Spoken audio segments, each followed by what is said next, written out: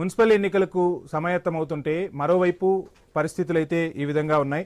So Karthik గారు, ఏంటి మొత్తంగా బీసీ రిజర్వేషన్ల అంశం మరోసారి తెరపైకి వచ్చింది. సో మొన్నటి వరకు అంటే పార్టీలు బీఫామ్ జారీ చేసే పరిస్థితి ఉండదు, కానీ ఇప్పుడు పార్టీలు ఖచ్చితంగా బీఫామ్ జారీ చేస్తూ ఉంటాయి. సో ఆ బీఫామ్ జారీ చేసినప్పుడు ఖచ్చితంగా లెక్కలైతే స్పష్టంగా బయటకు వచ్చే పరిస్థితి కనిపిస్తోంది. సో ఏం చేయబోతుంది 42% రిజర్వేషన్ల అంశానికి సంబంధించి కాంగ్రెస్? సార్, ఈరోజు తెలంగాణ రాష్ట్రంలో బీసీల పక్షాన చిత్తశుద్ధితోని ముందుకెళ్తున్న ఏకైక పార్టీ కాంగ్రెస్ పార్టీ. ఎక్కడైనా సరే ఈరోజు సర్పంచ్లకు సంబంధించి 42% రిజర్వేషన్ రాలేదు అని అంటే దానికి కారణం ఎవరు? కాంగ్రెస్ పార్టీయా?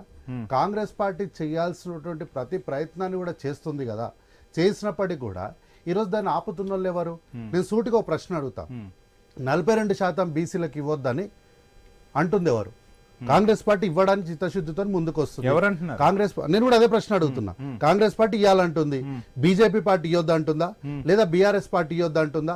వాళ్ళు కూడా మేము కూడా దానికి సిద్ధమే, మేము 42% బీసీలకు ఇవ్వడానికి మేము స్వాగతిస్తున్నాం, మద్దతు ఇస్తున్నాం అంటారు. మరి ఆపుతున్నది ఎవరు? 42% ఇవ్వకుండా ఆపుతున్నది ఎవరు?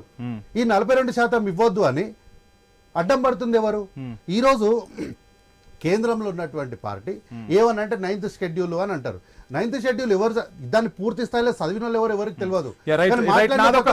ప్రజల తరపు నుంచి నాదొక సూటి ప్రశ్న కార్తిక్ గారు, మీకు పార్లమెంట్ సమావేశాలు జరిగినాయి. పార్లమెంట్ సమావేశాల్లో ఈ బీసీ రిజర్వేషన్ల అంశానికి సంబంధించి, సరే బీఆర్ఎస్ నుంచి అంటే ఎంపీలు లేరు, అక్కడ రాజ్యసభలో ఉన్నారు, సో వాళ్ళు పోరాడొచ్చు. కాంగ్రెస్ నుంచి ఎవరు పోరాడారు? భారతీయ జనతా పార్టీ నుంచి ఎవరు పోరాడారు? మా తెలంగాణలో ఈ అంశం కీలకంగా మారింది, బీసీ రిజర్వేషన్లు కల్పించాల్సిన అవసరం ఉందని చెప్పి ఎవరైనా ఎక్కడైనా నోరెత్తిన పరిస్థితులు ఉన్నాయండి?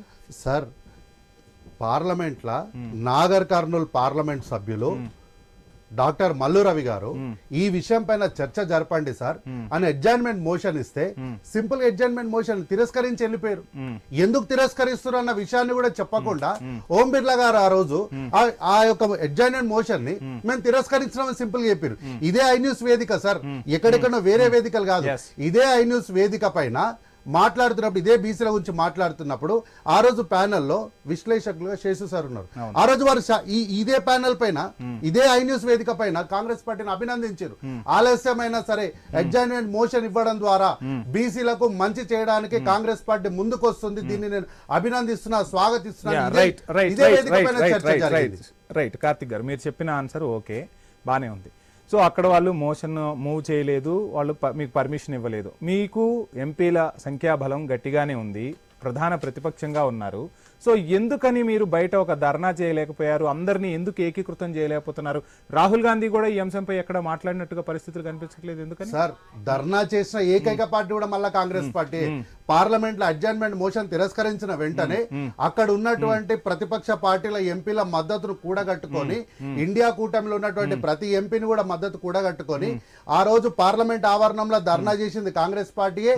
అట్లాగే ఈ రాష్ట్రంలో మేము 42% ఇస్తామని ఆ రోజు పిసిసి అధ్యక్షుడు హోదాలో మాట ఇచ్చినటువంటి రేవంత్ రెడ్డి గారి ఆధ్వర్యంలోనే ఢిల్లీలో జంతర్ మంతర్ లో నిరాహార, అంటే ఆ రోజు ధర్నా అక్కడ రాహుల్ గాంధీ రారు, మల్లికార్జున ఖర్గే రారు, మీ ప్రధాన పార్టీ నేతలు ఎవరు అక్కడికి రారు? సార్, మా పార్టీ నేతలు రాలేదు అనడానికి ఆ రోజు జాతీయ స్థాయిలో కనపడేది, జాతీయ స్థాయిలో స్వరం వినిపించబడేది. సార్, ఆ రోజు ఈ రాష్ట్రంలో పిసిసి అధ్యక్షుడి హోదాలో మాట ఇచ్చింది రేవంత్ రెడ్డి గారు. ఆ రేవంత్ రెడ్డి గారు స్వయంగా ఆ ధర్నాలో పాల్గొన్నారు. అసలు మేము కాంగ్రెస్ పార్టీ గానో లేకపోతే ఇంకొకరు గానో అసలు ధర్నాలు ఎందుకు చేయాలి? కామారెడ్డి డిక్లరేషన్ లోనే కదా ఈ అంశం తెర మీదకి తీసుకొచ్చింది. మరి అప్పుడు రాహుల్ గాంధీ ఉన్నారా లేరా? నేను అదే చెప్తున్నా సార్, అసలు మేము ధర్నాలు ఎందుకు చేయాలి? మేము ధర్నాలు చేసే అవసరమే లేకుండా బీసీలకు 42% ఇవ్వడాన్ని మీరు స్వాగతిస్తున్నారు కదా. కేంద్రంలో మీరు మేము ఇచ్చినటువంటి అడ్జర్న్మెంట్ మోషన్ ని ఆ చర్చలోకి తీసుకొచ్చి దాన్ని చర్చలో మాట్లాడింటే అది డిబేట్ అయిపోతుండే కదా. అట్లా కాకుండా మీరు దాన్ని తిరస్కరించి మమ్మల్ని ధర్నాలు చేయమన్నాం ఎందుకు? ఇవ్వడానికి, సహకరించడానికి కాంగ్రెస్ పార్టీ సిద్ధంగా ఉంది.